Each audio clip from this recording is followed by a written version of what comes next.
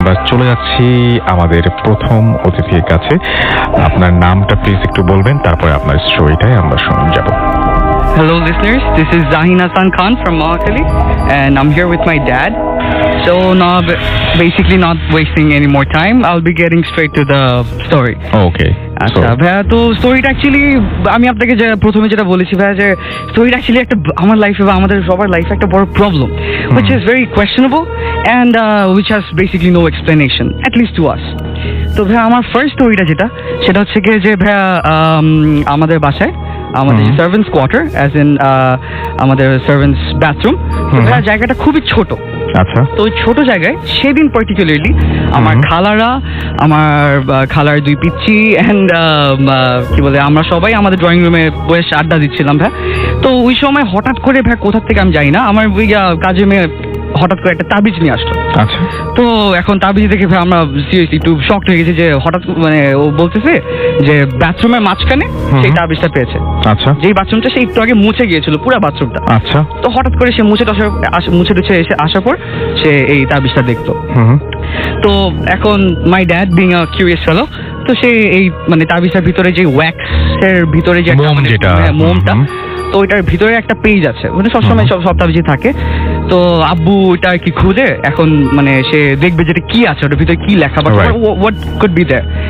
And then bro আব্বু ওইটা বের করে অ্যান্ড আমি actually getting goose bumps right now saying this that ভাই ওখানে আমার নাম, আমার বাবার নাম, আমার মায়ের নাম এবং আমার খালার নাম খুব ভালোভাবে উল্লেখ করা ছিল।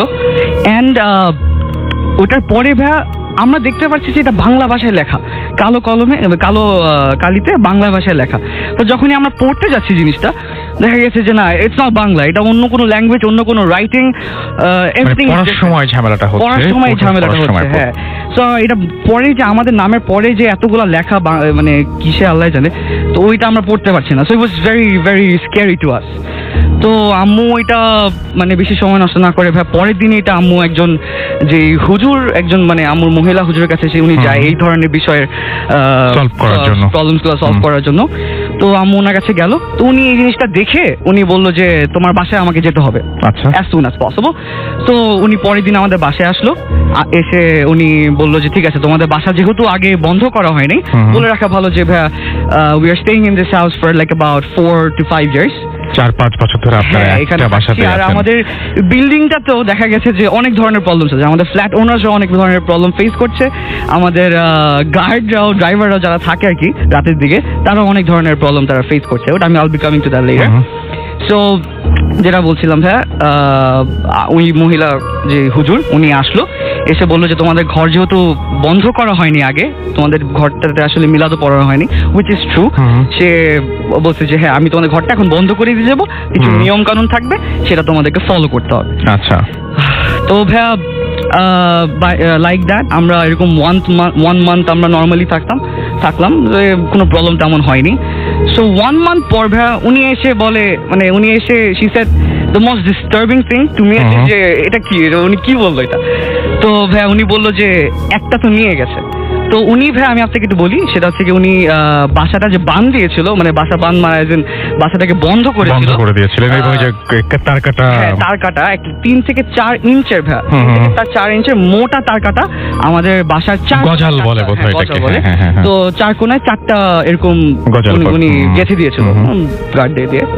তো উনি 1 মাস পর এসে উনি আমাদেরকে বলছে যে একটা নিয়ে গেছে। তার মানে এই জিনিসটা আমি এই জায়গাটা একটু আসতে চাই, সেটা হচ্ছে যে আমি অনেক স্টোরি শুনেছি, বাট এটা খুব ইন্টারেস্টিং লেগেছে আমার কাছে এই জন্য যে সেই হুজুর যখন ফেরত আসলেন 1 মাস পরে এবং তাকে ডাকতে হয়নি, তিনি নিজের উদ্যোগে এসছেন এবং তিনি এসে দেখলেন যে 4টা গজাল যে তিনি পুঁতে গিয়েছিলেন তার মধ্যে থেকে একটা কেউ নিয়ে গেছে। আচ্ছা, কেউ নিয়ে গেছে বলতে উনি যেটা আমাদেরকে পরবর্তীকালে বললো সেটা হচ্ছে কি যে যেই জিনিসটা কি ওই তাবিজটা যে আমাদের ফ্যামিলিকে কোনো প্রবলেম করার চেষ্টা করছিল বা কোনো somehow wanted to hurt our family, so that thing is very very powerful. আর উনি যেই হুজুরটা ওনার ক্ষেত্রে এই পাওয়ারফুল জিনিসটাকে ডিফেন্ড করা পসিবল না। আচ্ছা, উনি যেটা বলেছে যে এটা আমার পক্ষে সম্ভব না, তো আমাদেরকে আরেকজনের কাছে যেতে হবে যে একটু আমার থেকে এই কাজগুলো আরো ভালো মতো বুঝতে পারে আর এই জিনিসটা তোমাদেরকে হেল্প করতে পারে। So this was one of my stories, and there was one more story that I went through. আচ্ছা, এই যে প্রবলেমগুলো আপনাদের বাসায় হয়, এই প্রবলেমগুলো কেন হয় আসলে? হ্যাঁ, প্রবলেমটা কেন হচ্ছে যে আমাদের যে এরিয়াতে থাকি এরিয়াতে 5 থেকে 6টা বিল্ডিং। ওই বিল্ডিং এ যে ল্যান্ড ওনার্সরা ওরা হচ্ছে কি 2 ভাই 1 বোন, ওই সবগুলো ল্যান্ড ওনার যারা। তো এখন ওই 2 ভাই 1 বোনের থেকে একজন সুইসাইড করেছিল ওই এরিয়াতে, ওই পার্টিকুলার এরিয়াতে। আচ্ছা। আর আমাদের ওই এরিয়া থেকে আমরা পরে যে কথাবার্তা বলে অনেক কিছু শুনতে পেরেছি, দ্যাট ইজ দ্যাট ওই সুইসাইডটার পর থেকে ওই পার্টিকুলার এরিয়াতে এই প্রবলেমস গুলো অনেক হচ্ছে, যে আমাদের বিল্ডিং এর প্রবলেমস বা আমাদের পাশের বিল্ডিং এর প্রবলেমস বা আমাদের ওখানে একটা ব্যারেন ল্যান্ড আছে ওইখানেও আমাদের দেখা গেছে অনেক ধরনের প্রবলেম চলছে। তো আমি একটা প্রবলেম বলি, সেটা হচ্ছে যে ভাই আমাদের গার্ডস রুমের ঠিক পাশে, তো মানে ওয়ালের মানে আমাদের বিল্ডিং এর পাশে ওই ব্যারেন ল্যান্ডটা আর কি। তো এখন গার্ড সে ওই দিন মোস্ট প্রবাবলি একাই ঘুমিয়েছিল। তো একা ঘুমানোর পর সে মানে সকাল মানে আমাদেরকে পরে বলছে যে এরকম রাতের বেলা ঘুমিয়ে আছে রাত 3টা বা 3:30টার দিকে, যেই সময় অ্যাকচুয়ালি এই ভূতের জিনিস সবগুলো সব হয়। তো ওই সময়টাতে উনি ঠিক ওয়ালের পাশ থেকে মানে বোঝা যাচ্ছে বিল্ডিং এর পাশে, বিল্ডিং এর বাইরের থেকে উনি কান্নার আওয়াজ পাচ্ছে। উনি মানে আমাকে বাঁচাও এরকম ভাবে, মানে অনেকে মানে কেউ মনে কাউকে মেরে ফেলতেছে এরকম ভাবে। তারপর দেখা গেছে অন্য কোনো দিন গান শুনতে পারতেছে, হিন্দি গান, বা মানে রাত 3টার সময় ওই জায়গাটাতে কোথা থেকে এই ধরনের জিনিসপত্র আসে। হ্যাঁ, তো এই প্রবলেমস গুলো ওনারা ফেস করেছে। আর আমাদের ছাদে কিছু প্রবলেমস হতো। ছাদে যে একটা প্রবলেম আমার বাবা মা, সেগুলো আমরা একটু পরে আসছি। আমি একটু চলে যাই আপনার বাবার কাছে। হ্যাঁ, এবং তার কাছে তারও স্টোরি আছে, সেই স্টোরিও আমরা একটু শুনতে চাই। আমরা চলে যাব, আমরা এখন একটু আমাদের দ্বিতীয় অতিথির কাছে। আপনার নামটা প্লিজ একটু বলবেন, তারপরে আপনার ঘটনায় আমরা যাই। আমার নাম জাকি হাসান খান। আচ্ছা, তো আমি এতক্ষণ শুনছিলাম যে আপনার ছেলে উনি বলছিলেন যে আপনাদের ওখানে যে ঘটনাগুলো হয়, এই বাসাটায় আপনি কি কোনো কিছু ফেস করেছেন কখনো, কোনোদিন দেখেছেন কোনো কিছু? এই বাসাটাতে আমি যেটা আমার যে ফেসের আমি যে তেমন ওর মতো করে এতটা এক্সপেরিয়েন্স আমি করিনি, কিন্তু আমি যেটা করেছি সেটা হচ্ছে যে ছাদের উপরে যে বিভিন্ন রকমের শব্দ, কেউ যেমন আমি খুব বেশি দিন আগে না, মাস 3 বা মাস 4 হবে, আমি আমার ওয়াইফ সহ ছাদে বসে আমরা we had been passing our time there, আমার মেয়েও ছিল সাথে। তো হঠাৎ করে আমরা 3 জনে ওই ছাদের মধ্যে মাদুর পেতে বসে ভালোই লাগছিল, বেশ ঠান্ডা ঠান্ডা হাওয়া, একটা ময় পরিবেশ ছিল।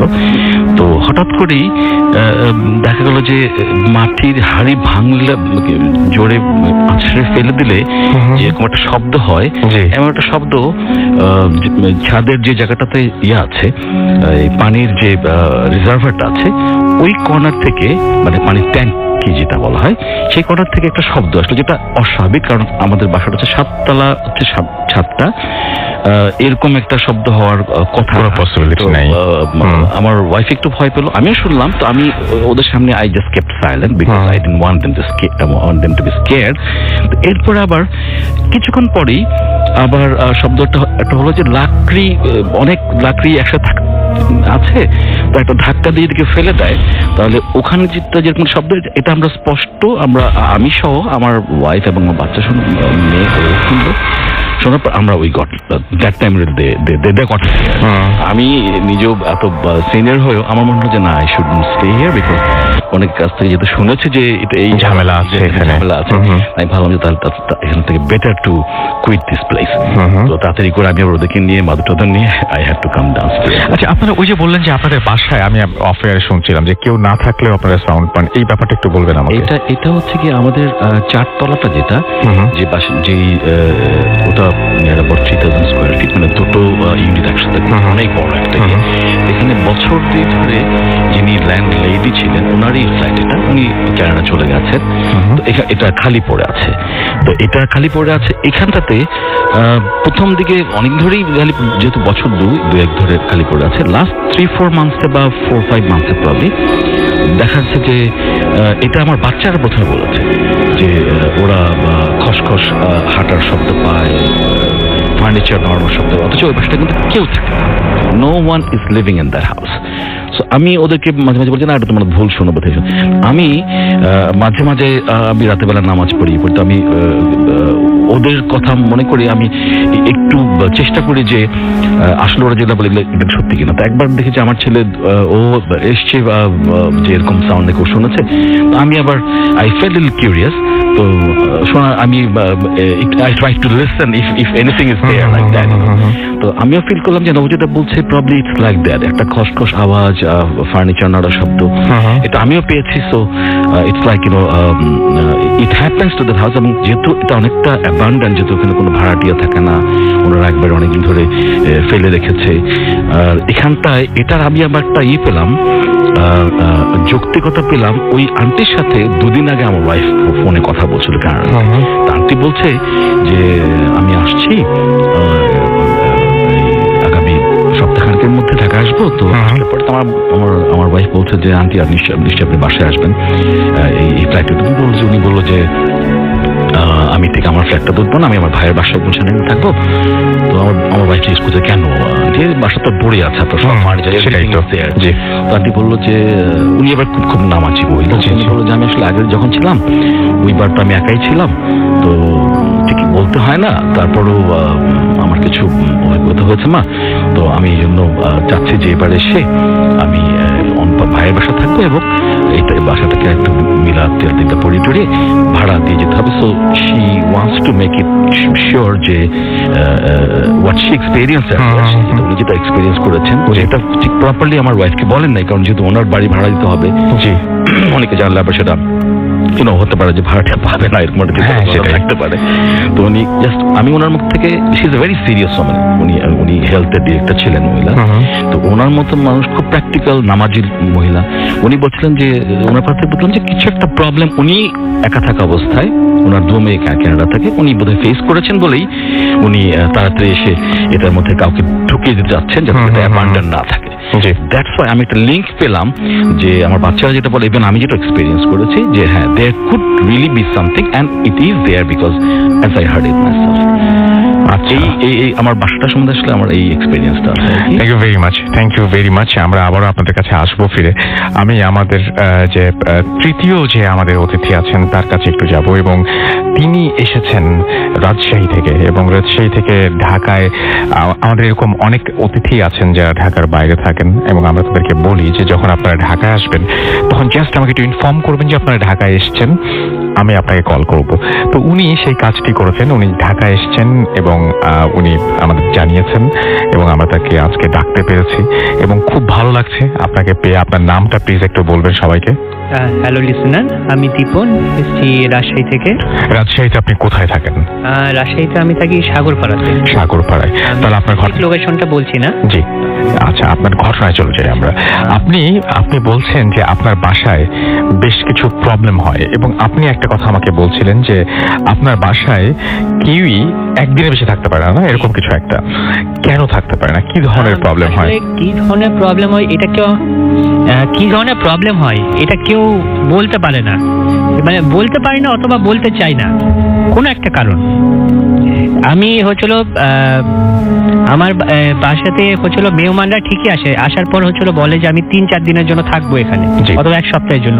কিন্তু এক রাত্রি থাকার পর সে বলে যে আমার একটু কাজ আছে, কোনো একটা এক্সকিউজ দেখায় যে আমার কাজে আমি বাড়িতে থাকবো না, এখনই চলে যাবো। আচ্ছা, এটাতে আপনার কি মনে হয় যে আসলে কি ধরনের প্রবলেম? ব্যাপার হচ্ছে যে প্যারানরমাল এক্সপিরিয়েন্স আমিও বাড়িতে করেছি, এবং এটা একটা দুটা না বহুবার আমার সঙ্গে ঘটেছে। তাই আমি বলতে পারি যে এই বাড়িতে আসলে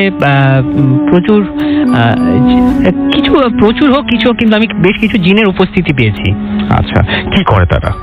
অ্যাকচুয়ালি আমি জানি না, কিন্তু এখন পর্যন্ত কারোর তো আমি ক্ষতি করতে দেখিনি, কিন্তু তারা উপকার করে মানুষের। যেরকম আমি হয়তো দেখাচ্ছে যে এরকম হয়েছে যে আমি ঘুমিয়েছিলাম, আমাকে তারা নিজেরা ডেকে, এবং নির্দিষ্ট সময় আমার সেই সময় উঠা লাগবে সেই সময় তারা আমাকে ডেকে উঠিয়ে দিয়ে গেছে।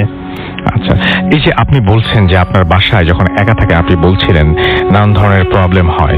হ্যাঁ, কি ধরনের প্রবলেম হয় আমাকে একটু বলেন তো।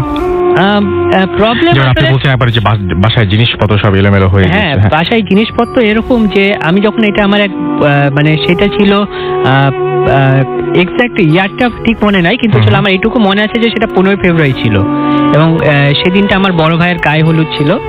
তো যথারীতি অনুষ্ঠানটা একটু দেরিতেই শুরু হচ্ছিল।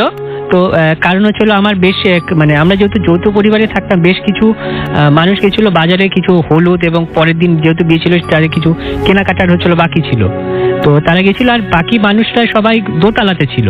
তো নিচতলাতে আমি আর আমার বন্ধু হচ্ছিল, মানে যে আমাদের আলাদা হচ্ছিল ডাইনিং রুম আছে, তো ডাইনিং রুমে সব খাবারগুলো রেখে দেওয়া ছিল এবং আমাকে সহ আমার এক বন্ধুকে বলা হয়েছিল যে তোমরা পাহারা দাও যাতে কোনো ছোট বাচ্চা এসে যাতে ঘরে মানে অনুষ্ঠান শুরু হওয়ার আগে যাতে খাবারটা না খেয়ে নিতে পারে। তো যথারীতি আমি আর আমার বন্ধু হচ্ছিল সেখানে দাঁড়িয়ে আছে, এই কথা সেই কথা বলতে বলতে আমি যথারীতি আমার এক্সপিরিয়েন্স শেয়ার করেছি যে আমার সঙ্গে এরকম ঘটনাগুলো ঘটে। তো সে জিনিসটাকে হেসে উড়িয়ে দিয়েছে যে তুই আমার সঙ্গে মজা করছিস, ফাজলামো করছিস এবং ঝাড়ি মারছিস। এবং এই কথাগুলো বলা যখনই বলেছে ঝাড়ি মারছিস, সাথে সাথে জোরে করে হচ্ছিল ডাইনিং এর ভিতর থেকে হচ্ছিল একটা জোরে বাটি পড়ার আওয়াজ হলো বেশ কিছু। এবং আমরা জায়গায় মানে হচ্ছিল পড়ার সাথে সাথে আমরা হচ্ছে ডাইনিং রুমের দরজা খুলেছি এবং খুলে দেখছি যে দেওয়ালে যদি ছুঁড়ে মারে, দেওয়ালের সঙ্গে লেগে তারপরে হচ্ছিল মানে গড়াগড়ি খেলে যেভাবে গড়াগড়ি খেলে সে বাটিগুলো সেভাবে গড়াগড়ি খায়। কিন্তু বাসায় আপনারা দুইজন ছাড়া আর কেউ নাই? নিচতলাতে আমরা কেউ ছিলাম না, এবং সবচেয়ে বড় কথা হচ্ছে যে ডাইনিং রুমের তো হচ্ছিল ছিটকানি লাগানো ছিল এবং তার সামনে আমরা দুজন দাঁড়িয়ে আছি। এবং তারা দেখছি যে মানে হচ্ছিল বাটিগুলো সবগুলো গড়াচ্ছে এবং সেটা দেখার সাথে সাথে আমার মানে বন্ধুর মানে মুখ বন্ধ হয়ে গেছিল আসলে। সে কিছু বলতে পারছিল না যে এটা কিভাবে হলো। তো আমি যেহেতু আগে থেকে এক্সপেরিয়েন্স করি, আমি বাটিগুলো উঠিয়ে বললাম যে এগুলো কিছুই না, এমনি পড়ে গেছে। দিয়ে আমার বন্ধু হচ্ছিল কিন্তু দেখেছে যে হচ্ছিল যে মানে ছুঁড়ে পড়ার জিনিসটা মানে হচ্ছিল মানে ছুঁড়ে যে গড়িয়ে পড়লে যেভাবে পড়ে সেভাবে করে গড়াচ্ছিল। সেও বুঝতে পেরেছে ব্যাপারটা। পড়ার সাথে সাথে আমি যখন দরজাটা লাগিয়ে তাকে আমার ঘরে নিয়ে আসলাম, সে কিছুক্ষণ কথা বলতে পারেনি এবং তারপর সে প্রথম যে কথাটা বললো যে আমি বাড়ি যাব। আচ্ছা। এবং 2-3 বছর সে আমার বাড়িতে আর আসেনি।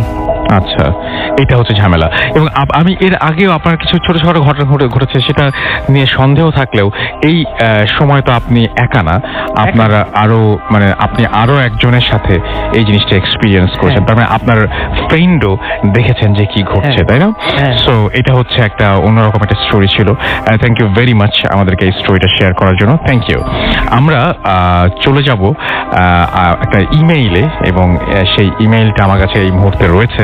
আমি সেই ইমেইলটা আপনাদের পড়ে শোনাচ্ছি। আমাদের একজন লিসেনার পাঠিয়েছেন সেটা দেশের বাইরে থেকে অবভিয়াসলি, এবং সেই জন্য তিনি স্টুডিওতে আসতে পারেননি। আমি তার ইমেইলটা তার মতো করেই পড়ছি। লিখেছেন, আসসালামু আলাইকুম রাসেল ভাই, জানি আপনি সবসময় ভালোর দলে। আমি আমেরিকার ইস্ট ভার্জিনিয়া থেকে রুমেল বলছি। আমার পক্ষে স্টুডিওতে আসা সম্ভব না। ঘটনাটি পড়ে শোনালে আমি খুশি হব। আমি ভূত এফএমের একজন ফ্যান, ব্যস্ততার কারণে লাইভ শুনতে পারি না, তাই ডাউনলোড করে শুনি। মূল ঘটনায় আসি। আমার নিজের সাথে ঘটে যাওয়া কিছু খারাপ মুহূর্ত। আমি আমেরিকার ভার্জিনিয়া শহরে অনেক রাত পর্যন্ত আমাকে চলাফেরা করতে হয়, কারণ এখানে আমি কোনো একটা ফোন কোম্পানির কোনো একটা শোরুমে আমি চাকরি করি। তাই বাসায় আসতে প্রতিদিন 1টা-2টা বাজে।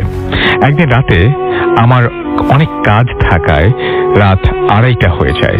আমি আর আমার এক কলিগ আমরা গাড়িতে করে বাসায় যাচ্ছি। তখন যখন আমরা ঠিক মানে ভার্জিনিয়ার পয়েন্টে আসলাম, ঠিক তখনই মূল ঘটনা ঘটলো। একজন মহিলা, বয়স আনুমানিক 80 হবে, আমাদের গাড়ি দেখে হাত দিয়ে সাহায্য চাইলেন। আমার কলিগ আমার অনেক ভীতু, তাই ও আমাকে গাড়ি থামাতে নিষেধ করে। আমি 7-5 না ভেবেই গাড়িটা থামিয়ে ফেলি। মহিলাটি ছিল অনেক কালো, সম্ভবত আফ্রিকান হবে। উনি আমাদের জিজ্ঞেস করেন কোথায় যাবেন। আমরা উত্তর দেই যে আমরা যেখানে যাব আমাদের সেই গলিটার নাম আমরা বলি। উনি বলেন যে আমি একটা বিপদে পড়েছি, আমাকে সাথে নিতে হবে, আমি ইস্ট ভার্জিনিয়াতে যাব। আমি বললাম হ্যাঁ যেতে পারেন, কিন্তু আমার কলিগটা আমার চিমটি কাটছিল, কিন্তু আমি তার কথা শুনিনি এবং আমি মহিলাটিকে গাড়িতে উঠতে দিলাম। এবং প্রচন্ড ঠান্ডা, তাই গাড়ির যে সমস্ত গ্লাসগুলো ছিল ওগুলো লাগানো ছিল। অনেকটা যাওয়ার পর আমি হঠাৎ গরম অনুভব করছিলাম। আমি গাড়ির গ্লাস খুলে দিলাম। একটা খারাপ স্মেল আসছিল। আমার কলিগ আমাকে বলল স্প্রে করতে। আমি স্প্রে করার জন্য যেই না হাত দিলাম, হঠাৎ আমার চোখ পড়লো লুকিং গ্লাসে এবং দেখলাম সেটা নিজের চোখে দেখার মতো নয়। দেখলাম মহিলাটি তার হাত থেকে নিজের হাত থেকে মাংস কামড়িয়ে খাচ্ছে। আমি চোখ ফিরিয়ে নিলাম, ভাবছিলাম যদি আমার কলিগ দেখে বা কিছু হয় তাহলে ও ভয়ে হার্ট অ্যাটাক করতে পারে। চুপচাপ গাড়ি চালাতে লাগলাম। ভিতরে অনেক ভয় পাচ্ছিলাম। একটা কথা বলা হয়নি যে আমার বাসা থেকে অফিস মাত্র 4 কিলোমিটার, কিন্তু আমি গাড়ি চালিয়ে যাচ্ছি, কিন্তু রাস্তা শেষ হচ্ছে না। যেখানে 10 মিনিট লাগে অফিস থেকে বাসায় আসতে, এই অবস্থায় আমি কি করব বুঝতে পারছিলাম না। সামনে তাকিয়ে আছি, রাত 3:55। একবার মোবাইলটার দিকে তাকালাম, একবার লুকিং গ্লাসের দিকে তাকিয়ে দেখি মহিলাটি নেই সেখানে। অর্থাৎ গাড়ির ভেতরে মহিলাটি যেখানে বসেছিল সেখানে একটা কুকুর বসে আছে। হঠাৎ দেখলাম সামনে একটা কার আসছে। আমি কিছু না ভেবেই গাড়িটা ব্রেক করে লাফ দিলাম রাস্তায় এবং পড়লাম। আর কিছু মনে নেই। জ্ঞান যখন ফিরল তখন নিজেকে আবিষ্কার করলাম হাসপাতালে, আর আমার পাশের বেডে আমার সেই কলিগ। পরে জানতে পারলাম আমরা নাকি গাড়িটা অ্যাক্সিডেন্ট করি। সেই অ্যাক্সিডেন্টে আমার কলিগ একটি পা হারিয়ে আজও পঙ্গু, আমার ভুলের কারণে। এবং এটা তার ভুলের কারণে তিনি বলছেন। অ্যান্ড এরকম ঘটনা আসলে কার ভুল বা কার কি এটা জানি না। আপনি হয়তো বলছেন যে অ্যাক্সিডেন্ট তো অ্যাক্সিডেন্টই, বাট ওই মহিলাটাকে হয়তো তোলা আপনাদের উচিত হয়নি, সেটা আপনি মিন করছেন হয়তো। বাট আসলে কে জানে, হয়তো মানে ওকে না তুললেও হয়তো এরকম কিছু একটা ঘটতো। বাট ব্যাপারটা খুব উইয়ার্ড যে একজন মানুষকে আপনি দেখতে পাচ্ছিলেন, কিছুক্ষণ পরে দেখতে পেলেন না, এবং সেই জায়গায় একটা অন্য প্রাণীকে দেখা খুব অন্যরকমের একটা ব্যাপার। যাই হোক, আমরা চলে যাব আমাদের আবারও প্রথম অতিথির কাছে। তিনি তার মাকে নিয়ে একটা ঘটনা শোনাবেন, তবে তার আগে তার নামটা আরো একবার আপনাদেরকে শুনিয়ে high listeners, this is Jahin again. এখন ভাইয়া আমি আপনাকে যে স্টোরিটা বলবো সেটা হচ্ছে যে আমার মাকে নিয়ে এই স্টোরিটা। আম্মু আমাকে যেভাবে বলেছে সেটা হচ্ছে যে এই বাসাটায় আসার আগে কোনো একটা সময় আব্বুরা একটা বাসায় আর কি ভাড়া ছিল, সেই ওয়্যারলেস এই জায়গাটা আমি নর্মালি বললাম। তো ভাইয়া ওই বাসাটায় আম্মুরা যখন উঠার পর 1 থেকে 2 মাস পর আম্মু এরকম হঠাৎ করে দুপুরের বেলা দিকে, খুব ভর দুপুরের দিকে জানলার দিকে তাকিয়েছিল। তো আমরা এরকম খেলছি বিছানার মধ্যে, আর আমি আমার বোন খেলছি, আর আম্মু এরকম জানলার দিকে তাকিয়ে আছে, কোনো একটা কিছু চিন্তা করছে বা সামথিং। তো ভাই এখন আম্মু জানলার দিকে তাকিয়ে দেখে যে উপর থেকে খুব মানে অনেক উঁচা থেকে একটা বড় কালো পাখি, মানে সাইজটা অতিরিক্ত বড়। হ্যাঁ, তো মানে এখন এই জিনিসটা মানে আম্মু বুঝতে পারতেছেন যে কি ধরনের পাখি। আম্মু খুব তাকিয়ে আছে যে জিনিসটা কি বা কি পাখি, তা আম্মু দেখার মানে শি ওয়াজ ভেরি কিউরিয়াস।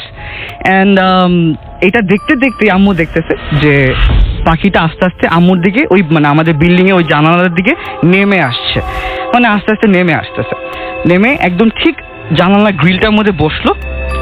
গ্রিলটার মধ্যে বসে আম্মু তাকিয়ে আছে, আবার ওই পাখিটা মানে আম্মুর দিকে তাকিয়ে আছে যে মানে হোয়াট ইজ হ্যাপেনিং। আর আম্মু তো সাথে সাথে আমাদেরকে মানে আলাদা করে ফেললো যে একটা বড় মানে এরকম পাখি জানলার মধ্যে বসা। অ্যাপারেন্টলি সেটা আমরা কখনো দেখিনি, বা আম্মু বলছিল যে আম্মু দেখেছে বা আম্মু এটা ফিল করেছে। তো ভাইয়া পাখিটা কিছুক্ষণ দাঁড়ালো, ধরেন 1 মিনিটের মতন এরকম ওই গ্রিলটার মধ্যে দাঁড়িয়ে আছে।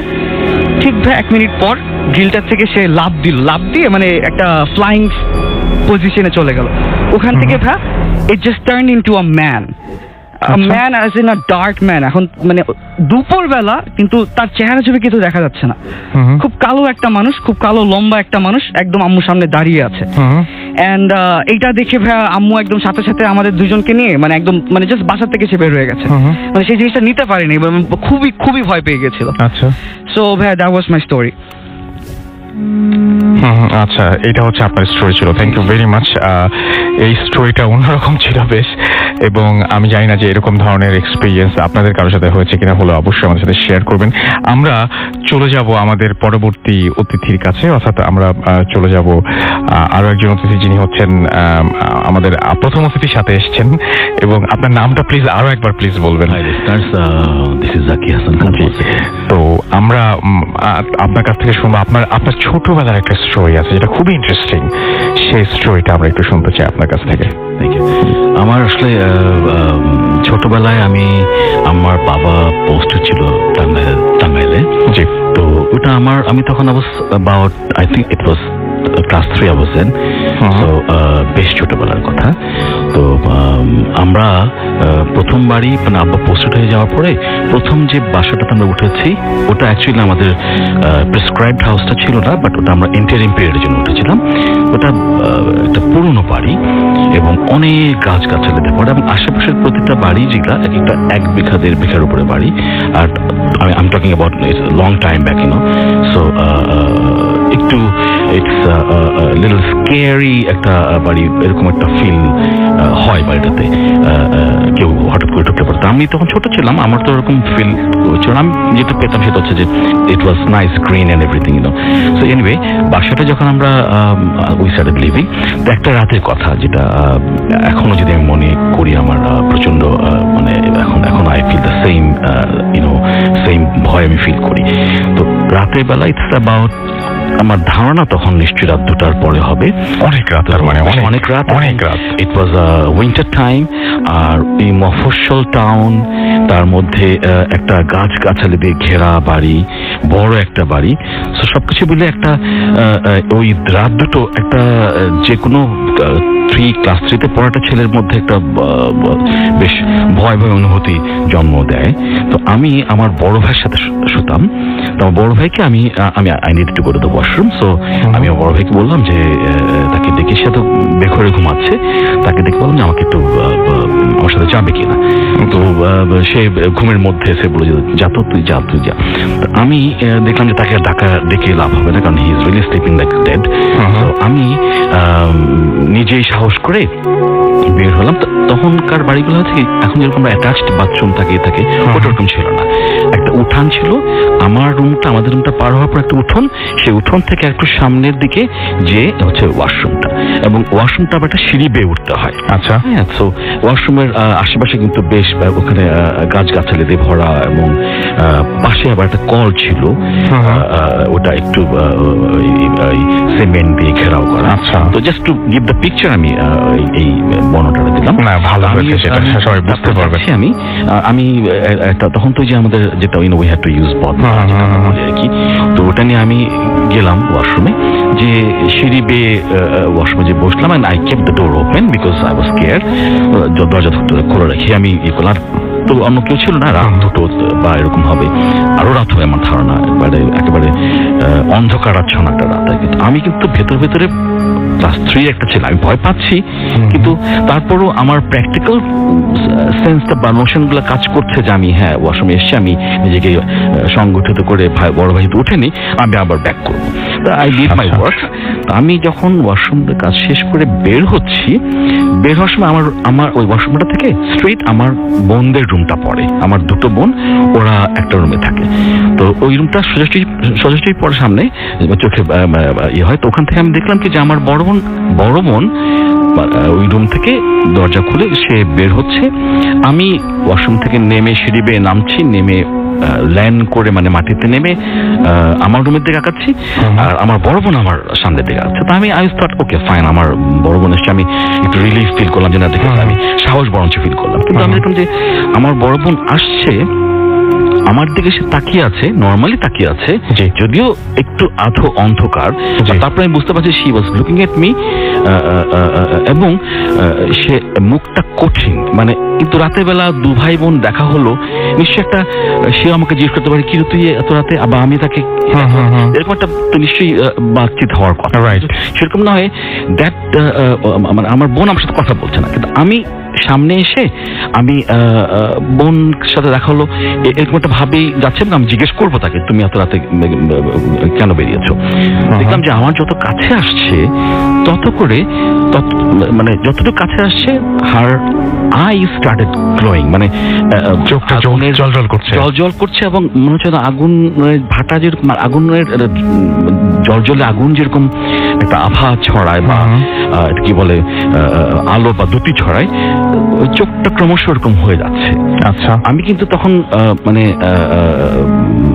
ভয় পাওয়া শুরু করেছি, এবং ভয়টা আমার যদি আমার বোন কিন্তু চোখটার দিকে তাকিয়ে আমার ভেতরে আপনার ভয় লাগছে। প্রচন্ড মানে একবারে মানে আত্মা খিচে ধরা যে কষ্ট, যেরকম ভয়, ওরকম একটা ভয় হওয়া শুরু করলো। এবং when we were almost close to each other, ততক্ষণে আমার বোন কিন্তু কোনো হাসি নাই, কোনো কিছু নাই, কোনো শব্দ নাই, কোনো কিছু নাই, তার চোখটা আরো জল হয়ে গেল। ততক্ষণে আমি তার দিকে তাকিয়ে আমার হাতে বদনাটা ধরা, আমি ভয় একটা প্রচন্ড মানে ভয়ে একটা ভাবনি। আমার বড় ভাই যে রুমটাতে আমরা যে রুমটাতে ঘুমাই, সেটা সিঁড়ি বেয়ে উঠতে হয়, অর্ধেক সেটা প্রথম গেছি। যেতে আমি জিজ্ঞেস করলাম যে ওই যাচ্ছে, এবং আমি জিজ্ঞেস করছি কানে যাবো তুমি এত রাতে? তুমি এত রাতে? She was not talking to me, and the glowing of the eye, I mean আগুনের ভাটার মতো জ্বলা, যেটা আরো গ্লোয়িং হলো, এবং মুখটা মনে হয় যেন কঠিন টাইপের একটা মুখ হলো। আমার এরকম আপনি রেগে বা গেছে, এবং এরকম একটা ইয়ে। এবং তখন আমি ক্লাস 3 একটা ছেলে নিচে, আমি আমার প্রচন্ড ভীত হয়ে আমি ওই মূর্তিটার উপরেই ভয়ের চোটে আমি একটা শব্দ করে, প্রচন্ড শব্দ করে আমি জাম্প করে পড়লাম। আচ্ছা, জাম্প করে পড়ার পর তো নিশ্চয়ই একটা মানুষ হলে, আমার বোন হলে বা তার শরীর হলে তো আমার তো ধাক্কা লাগার কথা, সেটা আমি যে স্ট্রেপে একটা ওই মাটির মধ্যে পড়ে গেলাম। এবং তারপরে I probably goat senseless, because আমার এরপরে মনে নেই। এরপরে আমার যেটা ইয়েটা মনে আছে, আমি আমার বিছানায় আমার আব্বা আম্মা, পুরো আমার বোনরা, ভাই, সবাই আমাকে চারপাশে পানি ছেড়ে দিচ্ছে। তো আমাকে জিজ্ঞেস করলো যে কি হয়েছে। আমি বললাম যে আমি তখন আমার কাউকে কিছু না বললাম, আমার ওই বোনটাকে আমি জিজ্ঞেস করলাম যে তুমি বের হইছো, তোমার চোখ জ্বলছিল কেন, তুমি আমার সাথে কথা বললাম না কেন? বলে আমি তো বেরই তো হই নাই। And I don't know the explanation. তখন আমি তো ব্যাখ্যা আসলে খোঁজারও না, আমি বুঝতে পেরেছি কিছু একটা something was wrong. আমার মা আমাকে একেবারে বুকে চেপে ধরে ওই সারাটা রাত দিন ঘুমালেন। পরবর্তী সকালে ওই রাত কিন্তু আমার ভাই বোন কেউ আর ঘুমায়নি, আমার চারপাশে সবাই ছিল। পরবর্তী সকালে যখন আমার মা ওর সাথে কথা বলেন, আমরা যেহেতু প্রথমবার গিয়েছি, তো পাড়াপড়শি যারা এরাও নতুন, তারপরে she discussed with everyone that my son saw something like that. সবাই বলল যে হ্যাঁ, এটা এই বাসাটায় এরকম ধরনের এটা সম্ভবত বলো যে পেতনি বা কিছু একটা, এই মহিলা ভূত জাতীয় কিছু হবে। এরকম ঘটনা ঘটে, এবং অনেকেরই এরকম এক্সপিরিয়েন্স আছে। লাকি যে সে শব্দ করার কারণে আপনারা সবাই জেগে গেছেন এবং মুহূর্তের মধ্যে আপনারা এসে পড়েছেন বলে কিন্তু তার হয়তো কোনো ক্ষতি হয়নি, আদারওয়াইজ তার কোনো একটা ক্ষতি হতে পারত। আচ্ছা, so it's really a most memorable incident for me in my life. It just happened in my life. Okay, thank you very much. Thank you. তো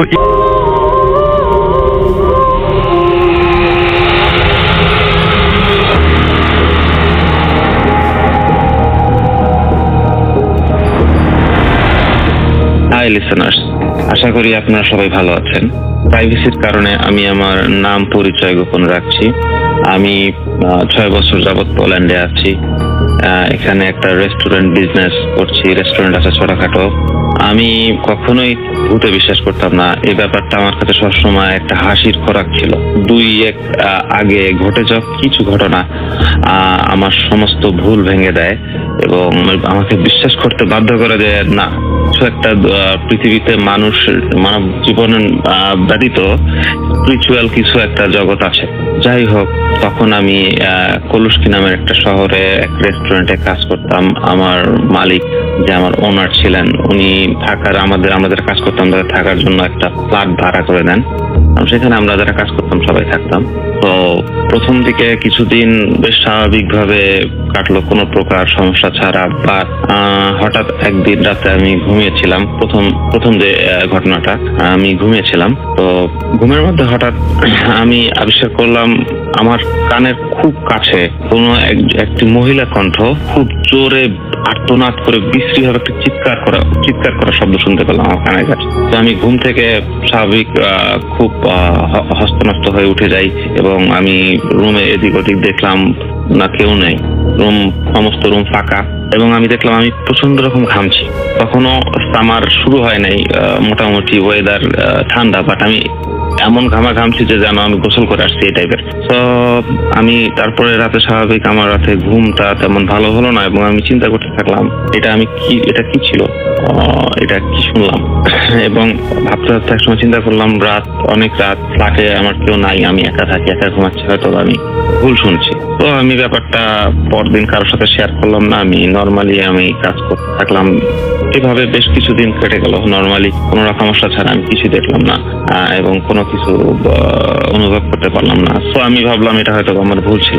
কতদিন পর আমি বলতে পারবো না, বেশ কিছুদিন কেটে গেল, কতদিন পর হবে আমি বলতে পারবো না, ঠিক মনে নাই।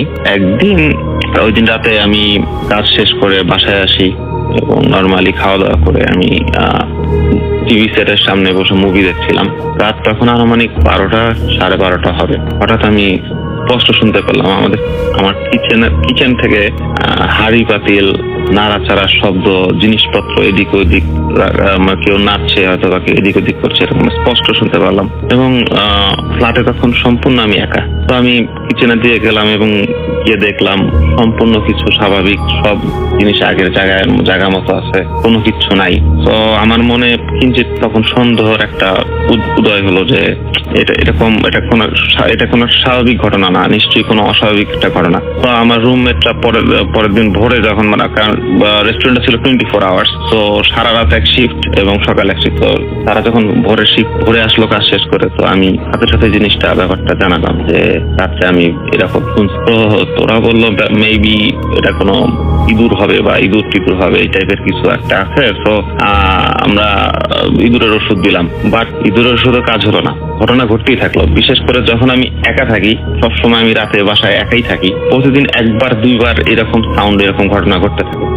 আস্তে আস্তে ব্যাপারটা আমি নর্মালি নিতে থাকলাম, পাত্তা দিলাম না যে ওকে ঠিক আছে, যত পাত্তা দিব তত ভয় বাড়বে, যেহেতু আমার একা থাকতে হবে এখানে। তো এইভাবে নর্মালি কাটতে থাকলো, প্রতিদিন এরকম শব্দ এরকম। কিছুদিন পর আমার এক বন্ধু ওয়ার্সো থেকে আসলো আমার সাথে দেখা করতে। ওর ছুটি ছিল, তো ও আমার কাছে আসলো ঘুরতে। তো আমরা গল্প করছি, রাত্রেবেলা ও থাকবে এখানে। তো রাতে একসাথে খাওয়া দাওয়া করলাম, লাইট নিভিয়ে আমরা গল্প করছি, তো ঘুমাবার আগের প্রস্তুতি নিচ্ছি। এমন সময় যে দুজন আমরা যে জিনিসটা দেখলাম সেটা রিয়েলি ভয়ঙ্কর একটা ব্যাপার, লোমহর্ষক একটা ব্যাপার বলতে পারি। আমি দেখলাম আমাদের আমরা যে ফ্ল্যাটটায় থাকতাম 3টা রুম ছিল, প্রত্যেকটা রুমের দরজাগুলো কাচের। তো আমরা দেখতে পেলাম যে গ্লাসের ওপারে দুইটা সাদা হাত, একজোড়া সাদা হাত গ্লাসের সাথে ঠেকিয়ে কে যেন একজন দাঁড়িয়ে আছে এবং আমার গ্লাসের ওপার থেকে আমাদের দিকে তাকিয়ে আছে। দুজনে একসাথে দেখে আমরা চমকে উঠলাম এবং সাথে লাইট অন করে দিলাম। অন করার পরে আমরা পুরাটা ফ্ল্যাট, সবগুলো রুম, কিচেন, সব জায়গায় তন্ন করে দুজন দেখলাম, কিন্তু কাউকে খুঁজে পেলাম না এবং হতভম্ব, স্পিচলেস হয়ে গেলাম সাথে দুজনে যে এটা কি সব, মানে এটা কি দেখলাম আমরা। তো আমার ফ্রেন্ড আমাকে বললো যে দেখ, হয়তোবা কোন একটা ভুল হতে পারে। আমি বললাম যে ভুল একজনের হতে পারে, দুজন লোক একসাথে বসে আছে একসাথে একই টাইমে, কিভাবে দেখলাম এটা কিভাবে ভুল হতে পারে। তো সে বললো যাই হোক, ব্যাপারটা কারোর সাথে একই ডিসকাস করার দরকার নাই, আমরা দেখি আরো কোনো ঘটনা ঘটে কিনা। তো সেই দিন রাতে আমরা দুজনেই খুব ভীত ছিলাম। সাপোজ আমরা লাইট অন করেই ঘুমাতে গেলাম। পরের দিন নর্মালি আমি কাজে যাই এবং কাজ থেকে আসি। ফ্রেন্ড ওই দিনও আমার বাসায় ছিল, কারণ ওরও 2-3 দিন ছুটি ছিল, তো আমার সাথে টাইম স্পেন্ড করতে আসছে। ওই দিন রাত্রে আমরা ঠিক করলাম আমরা দরজা লাগাবো না, আমরা ঘরের দরজাটা খোলা রেখেই ঘুমাতে যাবো। তো আমরা রাত অনেক কত হবে তখন, 1টা-2টা হবে, আমরা ঠিক মনে নেই। আমার চোখ গল্প করতে করতে আমরা দুজনে, আমি ক্লান্ত, সারাদিন কাজ করছি, তো আমার চোখটা লেগে আসছে। এমন সময় হঠাৎ আমার বন্ধু আমাকে ধাক্কা দিয়ে দরজার দিকে ইশারা করলো। আমি যে জিনিসটা দেখলাম সেটা আরো ভয়াবহ। দেখলাম একটা মাঝারি আকারে একটা মহিলা হবে, পরে সাদা ফ্রক পরা এবং চুলগুলো সম্পূর্ণ এলোমেলো, টকটকে 2টি লাল চোখ দ্বারা আমাদের দিকে এক দৃষ্টিতে তাকিয়ে আছে এবং বডিটা শূন্যে ভাসছে, ফ্লোর থেকে উপরে তার পাটা ভাসছিল এবং এক দৃষ্টিতে তাকায় আছে, টকটকে দুটো লাল চোখ। কতক্ষণ তাকায় আছে আমরা বলতে পারবো না। আমরা দুজনও তাকায় আছি, আমার পুরো শরীর শক্ত হয়ে গেছে, আমি এবং মুখ দিয়ে কোনো কথা বেরোচ্ছে না, এবং আমরা দুজন তাকায় আছি।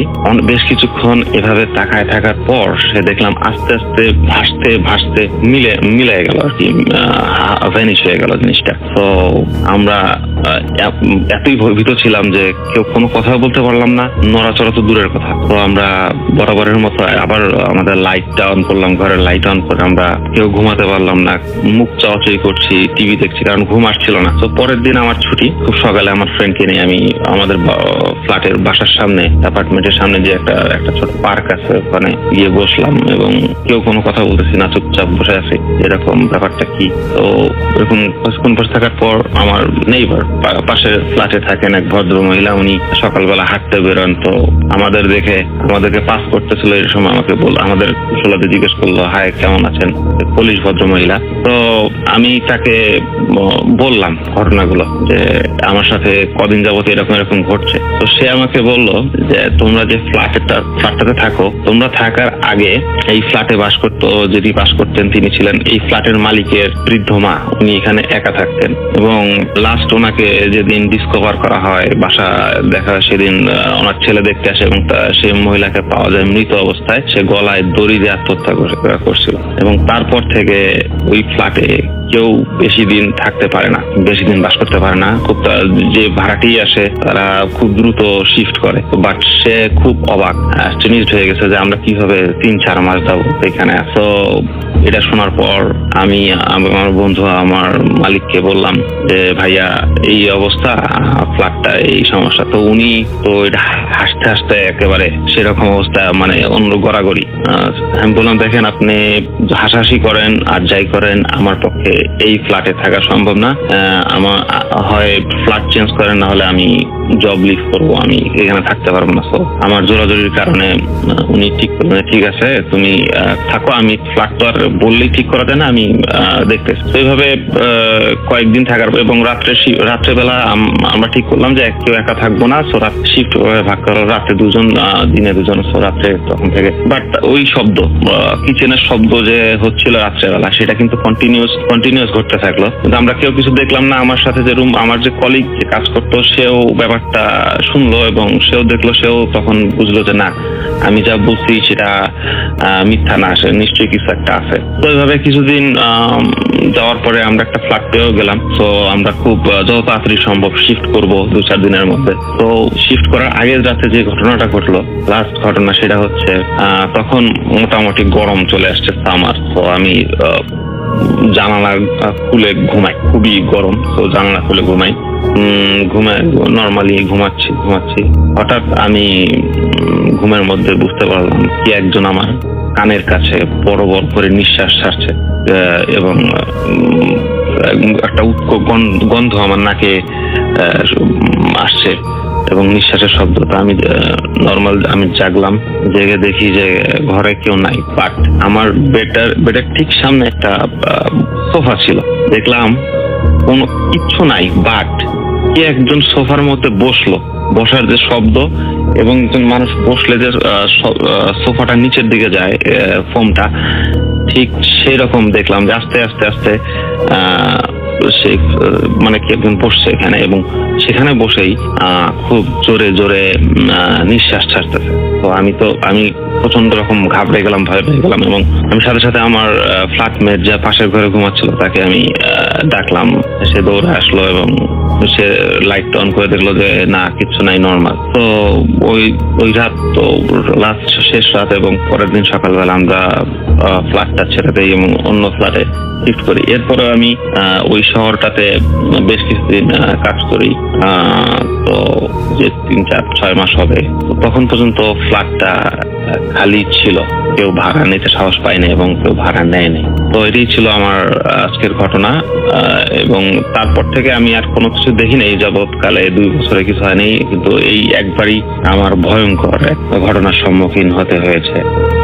যাই হোক, আশা করি ঘটনাটি আপনাদের কিরকম ভালো লেগেছে জানি না, তবে সবাই ভালো থাকবেন। ধন্যবাদ শোনার জন্য। This is Radio Furti 88.0 FM. FM. The night comes alive with Grameenphone.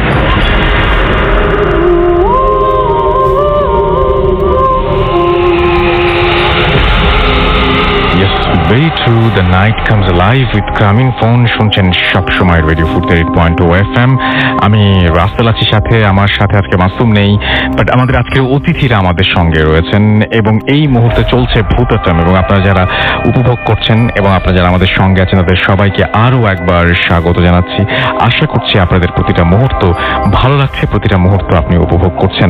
আমার কাছে একটা ইমেল আছে, সেই ইমেলটা আমি পড়বো। তার আগে আরও একটা ছোট ইমেল আছে, সেটা আমি একটু পড়তে চাই, কারণ এটা পাঠিয়েছেন আমাদের একজন লিসেনার অনেক দূর থেকে, ইরাক থেকে পাঠিয়েছেন এবং তিনি লিখেছেন যে হ্যালো রাসেল ভাই, আমি MD Majidul Islam from Iraq.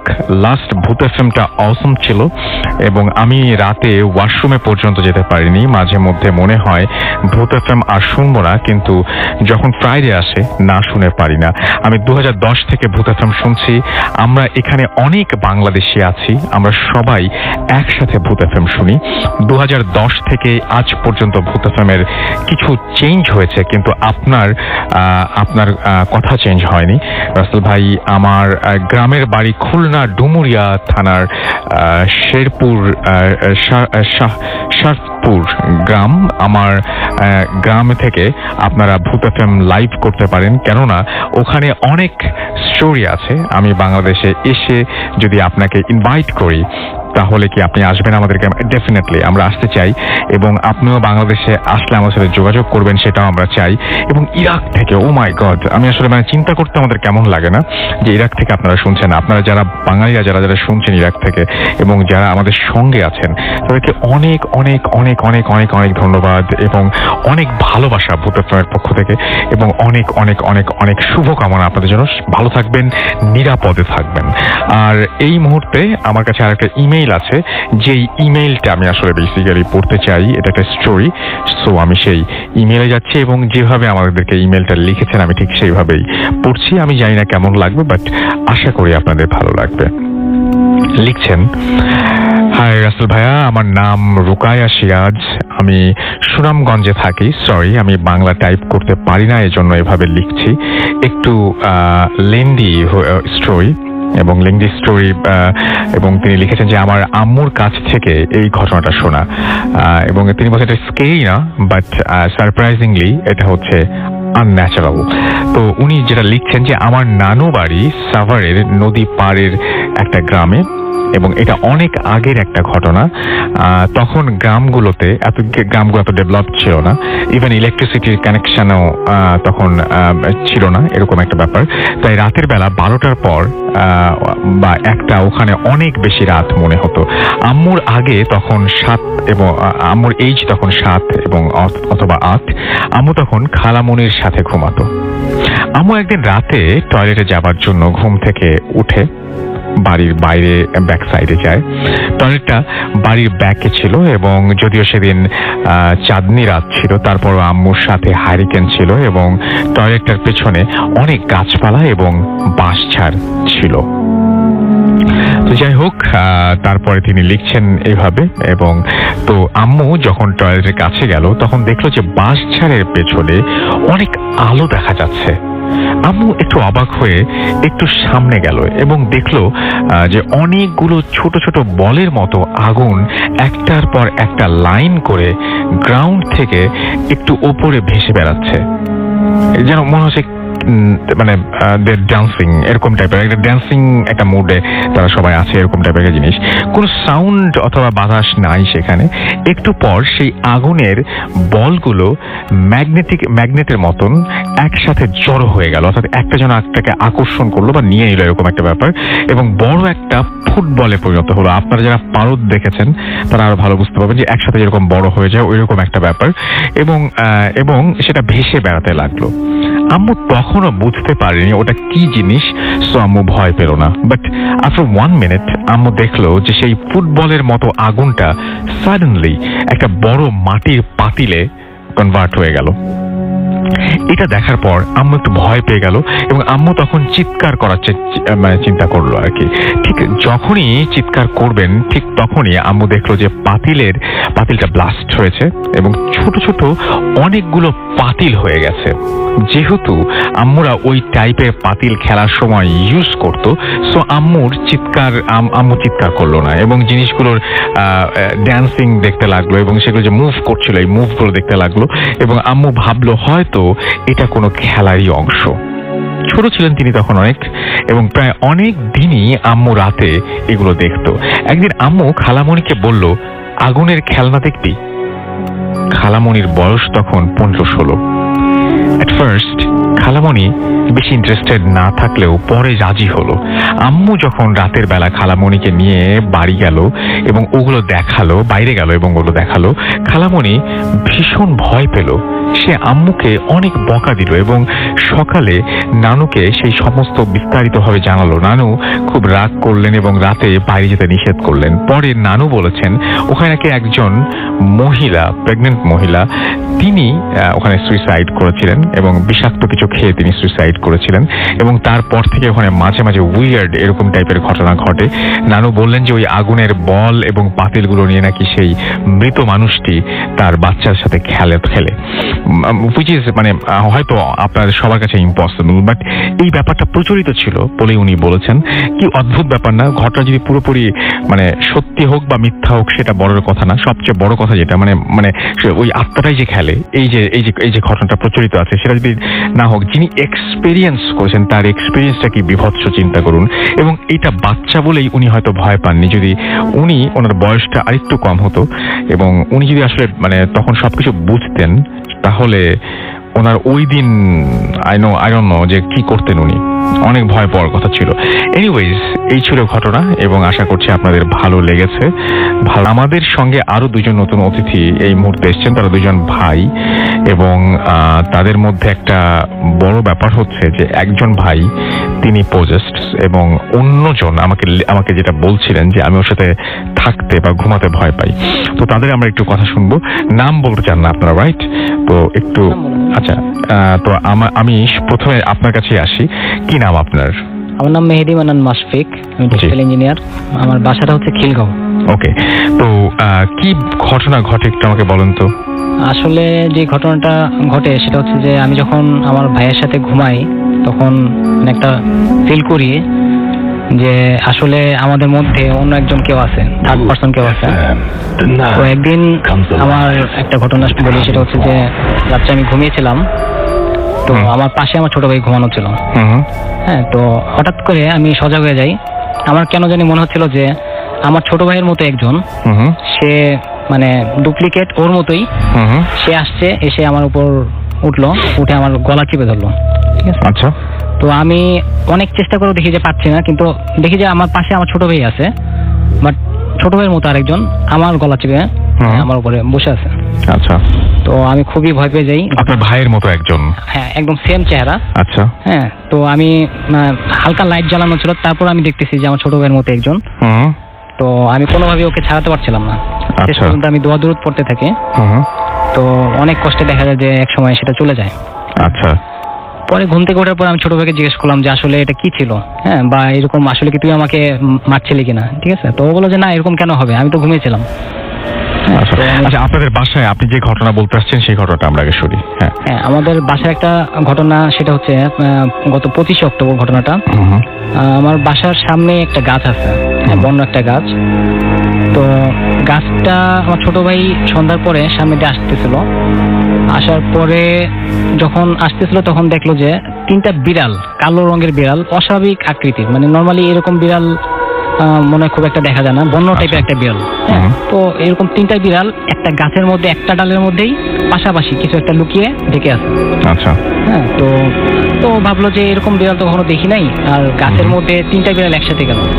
সে কি করলো, একটা ঢিল নিয়ে ওটাকে মারলো। মারার পরপরই 3টা বিড়াল লাফ দিয়ে গাছের থেকে পড়ে কোথাও যেন চলে গেল। আচ্ছা। তো দেখলো যে ওই বিড়াল যে লাফ দিল, লাফ দেওয়ার পরেই দেখলো যে গাছের মধ্যে কিছু অ্যারাবিয়ান টাইপের কিছু একটা লেখা, তো কেমন জানি লেখা, অন্ধকারে এতটা বোঝা যাচ্ছে না। তো তাড়াতাড়ি আমার বাসায় চলে আসলো, বাসায় ঢুকলো, ঢোকার পরে আমাকে বলতেছে যে ভাইয়া এরকম আমি তো গাছের মধ্যে দেখলাম কিছু একটা লেখা, অ্যারাবিয়ান টাইপের কিছু লেখা, তো তুমি একটু চলো তো দেখি কি এটা কি, দেখে আসি চলো। তো আমি বললাম যে ঠিক আছে যাই। তো অন্ধকার, তো টর্চ লাইট নিয়ে আমি গেলাম। হ্যাঁ, তো এটা ঢাকার মধ্যেই কিন্তু ঘটনাটা। তো অন্ধকারের মধ্যে আমি টর্চ লাইট দিয়ে দেখলাম যে ওখানে অ্যারাবিয়ান টাইপের কিছু লেখা, বাট আরবি লেখা না, আরবিটাকে উল্টা করে লেখা। আচ্ছা ঠিক আছে, আরবি লেখাটা তারপর? উল্টা করে লেখা। তো এবং ওখানে দুইটা সিম্বল আঁকা, ছবি আঁকা। হ্যাঁ, সিম্বলটা হচ্ছে মানে খুব ভয়ঙ্কর একটা সিম্বল, দেখলাম মানে আমি বলতে খুব ভয় লাগছে। সেটা হচ্ছে যে মানে ছবি দুইটা হচ্ছে যে জিনের ছবি, মানে আমার কাছে মনে যাই হোক, সেটানিক কিছু একটা। হ্যাঁ, তারপরে বলেন। হ্যাঁ, বুঝতে পারছি, তারপরে বলেন। তো এটা দেখে আমি খুবই ভয় পেয়ে যাই। হ্যাঁ, তো আমি সাথে সাথে আমি এলাকার হুজুরকে ডাক দেই। তো হুজুর আসে, এসে বলে যে তোমরা সবাই একটু সরে যাও, আমি একটু দেখি কি। তো উনি দেখে বলো যে এটা তো নর্মাল কোনো বাচ্চার আঁকা না, বা বাচ্চারা দুষ্টামি করে গাছে আঁকতে পারে সেরকম কিছু না, মানে খোদাই করা টাইপের, খুব নিখুঁত একটা ছবি আঁকা। তো সেটা দেখে তো মানে সে বললো যে এটা আসলে মানুষকে ক্ষতি করার জন্য নর্মালি করে, একজন আরেকজনকে ক্ষতি করার জন্য করে। হ্যাঁ, ব্ল্যাক ম্যাজিকও বলা যায়, বা বান মারা, বাংলা ভাষায় বান মারা বলে। তো এটা নর্মাল কোনো মানুষ দিয়ে আঁকা না, এটা জিনের আঁকা। এবং যেই দুইটা ছবি আছে সেই দুইটা যিনি আঁকছে ছবি দুইটা, তাদের ছবি আঁকছে। হ্যাঁ, তো এই এটা হচ্ছে হুজুরের কথা। আচ্ছা। আমাদের এলাকার খিলগাঁও এলাকার হুজুরের কথা বললো যে এই বাতাসটা যার গায়ে লাগবে ওই তারই ক্ষতি হবে। হ্যাঁ, তো নর্মালি জানলা খুললে আমাদের ওই গাছটা পড়ে। তো আমি খুবই ভয় পেয়ে যাই। তো আমি বললাম যে এটা সলিউশনটা, হ্যাঁ বললাম যে এটা সলিউশনটা কি, এটা থেকে প্রতিকার কিভাবে করা যায়। উনি বললেন যে এটা তো এর মধ্যে একটা জিনিস বলতে ভুলে গেছি, সেটা হচ্ছে যে গাছের আরেকটা ডালের মধ্যে একটা কাপড় বাঁধা ছিল, সাদা রঙের একটা কাপড় বাঁধা ছিল। তো কাপড়টা এরকম ভাবে বাঁধা ছিল যে ওটার মধ্যে কোনো গিরু দেওয়া নাই। হ্যাঁ, তো অস্বাভাবিক একটা কাপড়, দেখলে মনে হয় যে খুব নিখুঁত ভাবে পেঁচানো, কিন্তু গিরু ছাড়া কিভাবে কাপড়টা পেঁচানো থাকতে পারে, সেটা আমার কোশ্চেন। হ্যাঁ, তো হুজুরকে দেখালাম, সেটাও বলো যে আচ্ছা ঠিক আছে, এখন তো কিছু করা সম্ভব না, এখন করলে সমস্যা আছে, তোমরা সকালবেলা আসো, সকালবেলা আমি দেখি কি করা যায়। আচ্ছা। হ্যাঁ, তো সকালবেলা পর্যন্ত ওয়েট করা লাগলো, সারা রাত আমার ঘুম হয় নাই। ছোট ভাই বোনে বাসার সবাই খুব টেনশনে ছিল যে আসলে কি বলতেছে, কি হইতেছে। আমি আসলে খুব নার্ভাস হয়ে গেছিলাম। তো সকালবেলা আসলো হুজুর, আসার পরে বললো যে সোনার উপর পানি নিয়ে আসো। তো আমি সোনার উপর পানি নিয়ে আসলাম। আসার পরে উনি দোয়া দুরুদ পড়লেন। তো দোয়া দুরুদ পড়ে গাছটার মধ্যে আর কি চিঠি দিলেন, পুরো গাছের মধ্যে, বলেন যে ঠিক আছে, এটা অ্যাকশন নষ্ট হয়ে গেছে, এখন যাকে ক্ষতি করার উদ্দেশ্য করা হয়েছিল সেটা এখন আর নাই, ক্ষতি করার অ্যাকশনটা নাই। বাট এখন একটা কাজ করতে হবে, সেটা হচ্ছে যে কাপড়টা বাঁধা ছিল সেই কাপড়টা এখন খুলে ফেলতে হবে, খুলে ফেলে ওটাকে পুড়িয়ে দিতে হবে। কিন্তু একজন সাহসী মানুষ লাগবে, যেন তেন মানুষ যদি হবে না, যে খুব সাহসী সেরকম একজন নিয়ে আসা লাগবে। তো হুজুরের একজন মুয়াজ্জিন ছিল, ওনাকে দিয়ে আর কি খোলাইলো। খোলানোর পরে যা দেখলাম সেটা দেখে তো আরো ভয় পেয়ে গেছি। সেটা হচ্ছে যে খোলার পরে দেখলাম যে ওটার মধ্যে একটা মানুষের হাড্ডি, হাতের একটা হাড়, হ্যাঁ হাতের একটা হাড় আর একটা কাঁচের টুকরা। তো উনি বললেন যে এটা এখন পুড়ে দিতে হবে, না পুড়ালে সমস্যা হবে। তো সাথে সাথে আমরা সবাই পুড়ে দিলাম, পুড়ে ওটা মাটির নিচে চাপা দিয়ে দিলাম। হ্যাঁ, তো হুজুর বলল যে আচ্ছা ঠিক আছে, সমস্যা নাই, এখন যেটা সমস্যাটা ছিল সেটা সলভ হয়ে গেছে। তো এটাই আমার স্টোরি। ওকে, আপনি কি সেটা বলতে চাচ্ছেন বলেন। জি, আরো কাছ থেকে বলতে হবে। আচ্ছা, এটাতে বলেন প্লিজ। আচ্ছা, ওই যে ব্ল্যাক ম্যাজিকের কথাটা বলছিল, এটাকে আসলে ব্ল্যাক ম্যাজিক বলা যায় বা কুফরি কালাম বলা যায়। হ্যাঁ হ্যাঁ, জি। হ্যালো। হ্যাঁ, আমি শুনতে পাচ্ছি, আপনি বলেন প্লিজ। আচ্ছা, হ্যাঁ, এটা কি কুফরি কালাম বলা যায়?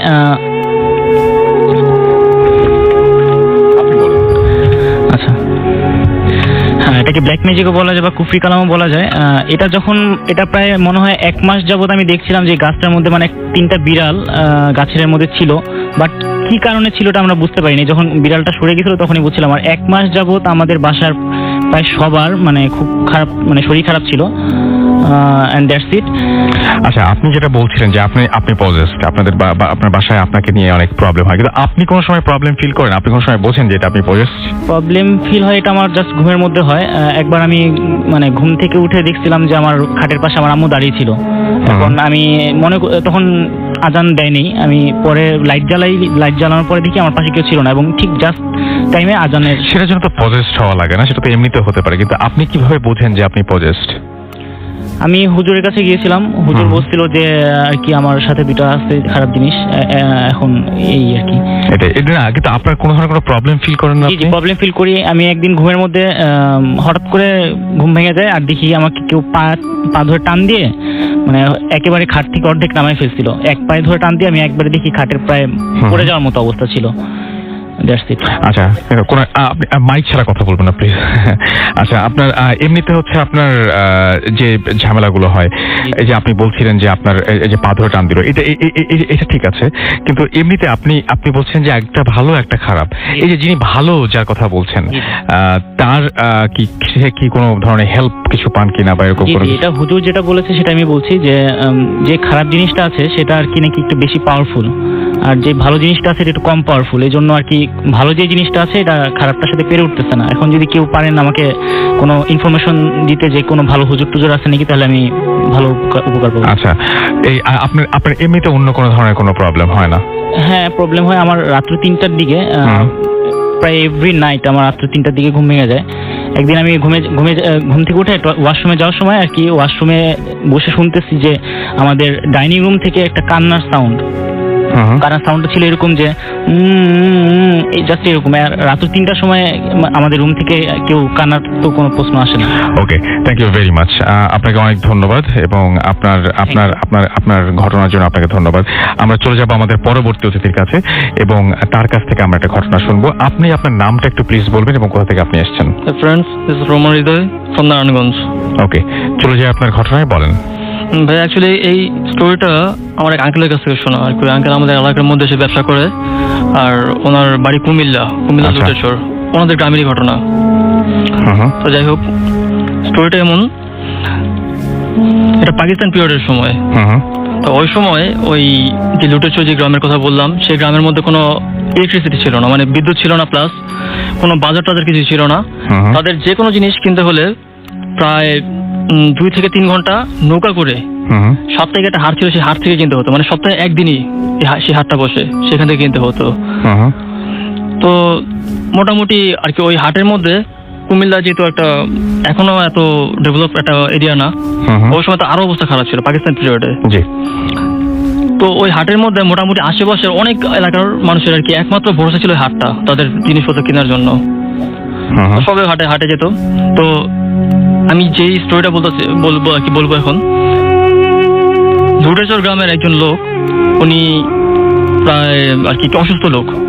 উনি হাটে যায় একদিন, গিয়ে তার আর কি প্রয়োজনীয় জিনিসপত্র কেনার জন্য যায়। তো লোকটা এমনিতে একটু অসুস্থ ছিল, তো ওনার বাজার করতে করতে একটু লেট হয়ে যায়, মানে প্রায় সন্ধ্যার দিকে আর কি, বিকেল পেরিয়ে সন্ধ্যা হয়ে যায়। আর ওই সময় লোকটা হার্ট অ্যাটাক করে মারা যায় বাজারের মধ্যেই।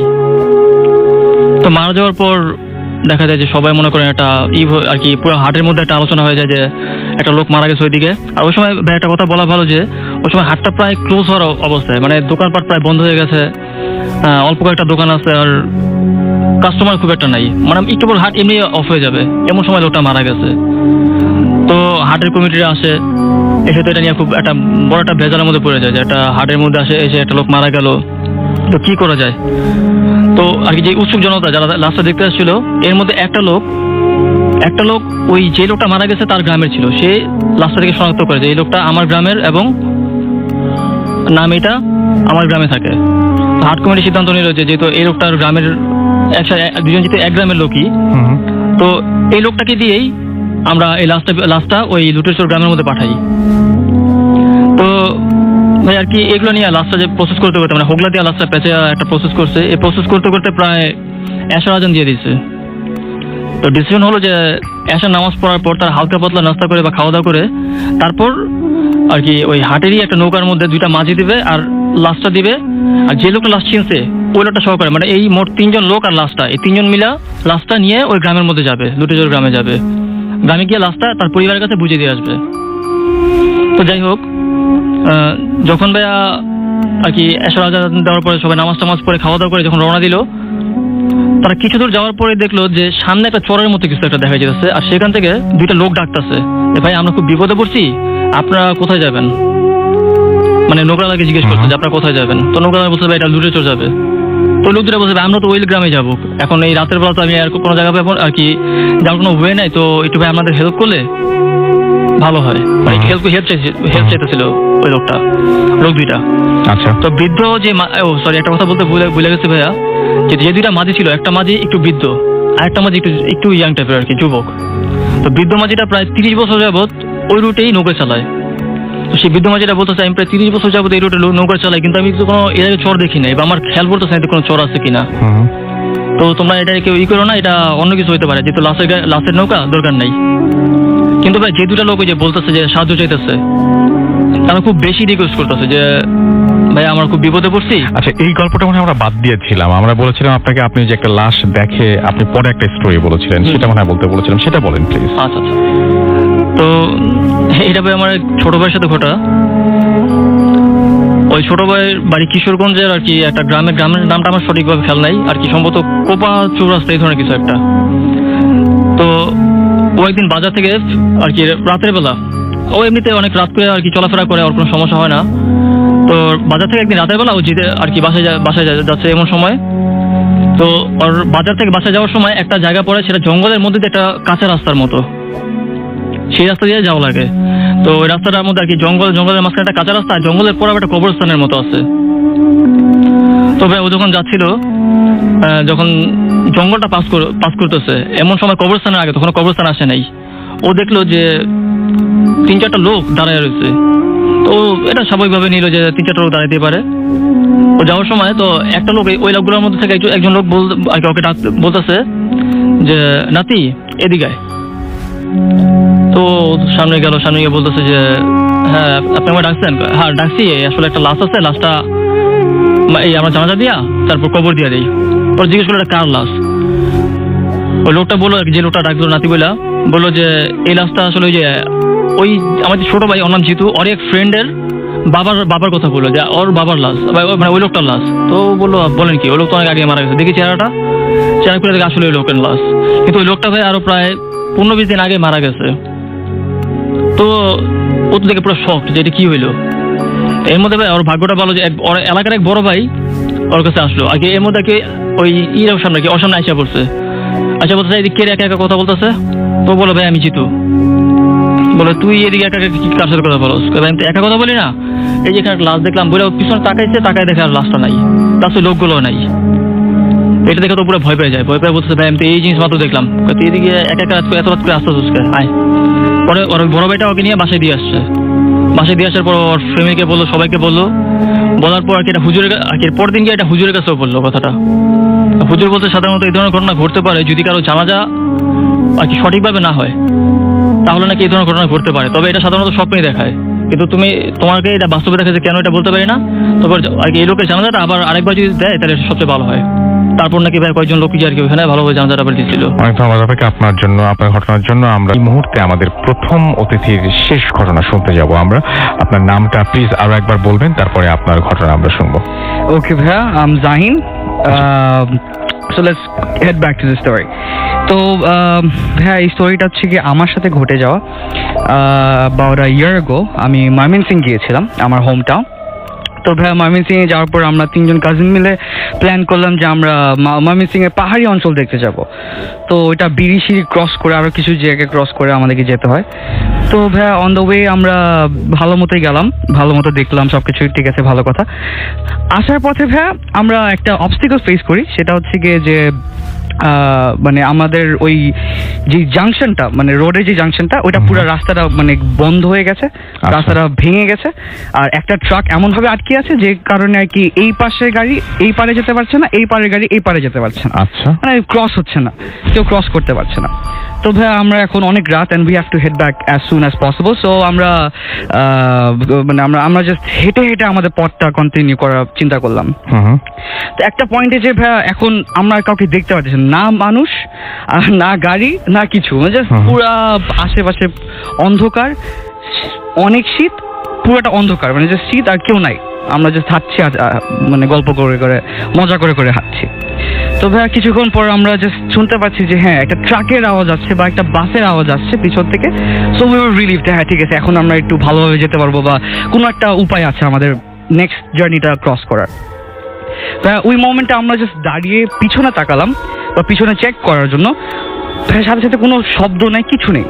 হ্যাঁ আমরা we were quite shocked. I mean at first normally we were quite shocked.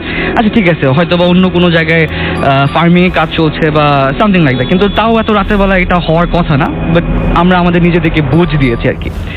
তো ভাইয়া আরও কিছু দূর আগালাম, আগানোর পর এখন ভাইয়া দেখতেছি যে না, এই ইঞ্জিনের সাউন্ডটা খুবই কাছাকাছি চলে আসছে, এই ট্রাকের সাউন্ডটা খুবই কাছাকাছি চলে আসছে। যে হ্যাঁ, ভাঙা রাস্তার উপর দিয়ে ধাপ ধাপ করে আসতেছে, পিছনের যে লরিটার, হ্যাঁ ওইটাও মানে নড়াচড়া করতেছে, অনেক অনেক আওয়াজ হচ্ছে। তো খুব কাছাকাছি চলে আসছে ভাই। এবারও আমরা দুজন কোনো কথা না বলে জাস্ট পিছনে তাকাই, and there is nothing again. এইবার ভাই আমরা একটু জেনুইনলি ভয় পেয়ে যাই যে হোয়াটস গোয়িং অন। হ্যাঁ, যে কি বলে, আমরা এই মাত্র শব্দ দেখলাম, শব্দ শুনলাম, এখন পিছনে তাকাই যে কিছু নাই। তো আমরা জাস্ট তিনজনের হাত ধরে ফেললাম, বাট বুঝতে পারছি যে কি হয়েছে, বিকজ আমরা তিনজন একসাথেই জিনিসটা ফেস করেছি। আচ্ছা, তো এখন ভাই আমরা আবারও আগাচ্ছি, বিকজ থেমে গেল, আমরা এতই ভয় পাচ্ছি আর আশেপাশে কেউ নাই যে হেল্প চাওয়ার মতো বা চিল্লাই যে আমরা হয়তো বা কাউকে ডাকবো যে হেল্প করার মতো, এরকমও কেউ নাই। তো আমরা জাস্ট আগাচ্ছি আমাদের মতো, আবার সেই আগের মতো। এবার ভাই আরো কিছুক্ষণ প্রায় 10 মিনিটস পর, 10 মিনিটসের মতন আমরা খালি হাঁটা দিয়েছি। তো ভাই আমাদের মাঝখানে একটা ব্রিজ পড়েছিল, ব্রিজটা ক্রস করতে না করতেই ভাই আমরা জাস্ট পিছন থেকে দেখতেছি, মানে আমরা জাস্ট দাঁড়িয়ে আছি ফেসিং দ্য ফ্রন্ট ওয়ে, যে আমরা যেদিকে যেই ডিরেকশনে যাচ্ছি। তো ভাই পিছন থেকে এবার খুব জোরে ট্রাকের আওয়াজ, আমাদের শ্যাডো মানে পিছনে যে হেডলাইটসে লাইটগুলো আমাদের সামনে পড়ছে, আর আমাদের যে বডির কারণে যে লাইটটা ব্লক করছে সেই শ্যাডোটাও সামনে আমরা বুঝতে পারতেছি, একদম সামনে। উই ওয়ার কোয়াইট ক্লিয়ার যে এইবার কোনো মিস্টেক নাই, দেয়ার ইজ সামথিং, আমাদের ট্রাক আসতেছে, আমাদের এখন উই ক্যান গো। সো ভাই এখন আমরা প্রথমে তিনজনের দিকে তাকালাম যে আচ্ছা পিছনে তাকাবো না কিনা, একটু ভয় পাচ্ছিলাম। তারপর ভাই আমরা এখন পিছনে ধরেন মানে একদম কাছাকাছি আসার পর আমরা পিছনে তাকালাম শেষ পর্যন্ত, and the most scary thing happened to me at that moment is that কিছুই ছিল না ভাই, কোনো লাইট নেই, কোনো শব্দ নেই, কিচ্ছু না। একদম যেভাবে এই আগের দুইবার আমরা পিছনে তাকিয়ে একটা ফ্লপ জিনিস দেখলাম, সেম, নাথিং ওয়াজ দেয়ার, কোনো কিছু ছিল না। অ্যান্ড সাথে সাথে আমরা আর কি তিনজনের হাত ছেড়ে আমরা কোনো রকমের দৌড়, এখন কেউ কারোর ব্যাপারে কেয়ার করতেছে না, আমরা জাস্ট কোনো রকমের দৌড়। আর কি বলে, হোপফুল মানে আল্লাহর রহমতে সামনে একটা পেট্রোল পাম্প পেয়ে গেছি, আর আমাদের প্রায় next 2 hours of our journey was in that petrol pump. আমরা জাস্ট ওখানেই বসেছিলাম, আমাদের আর সাহসও ছিল না সামনে এই অন্ধকারের মধ্যে আগাতে। আমরা জাস্ট যে যদি এখন আমাদের সামনে কোনো গাড়ি আসে বা কোনো যানবাহন যায়, তাহলে আমরা ওদের রিকোয়েস্ট করে বা কোনোভাবে যাবো, but rather than that no way, we are not leaving this place. Okay, So that was my story, bro. Thank you very much. তো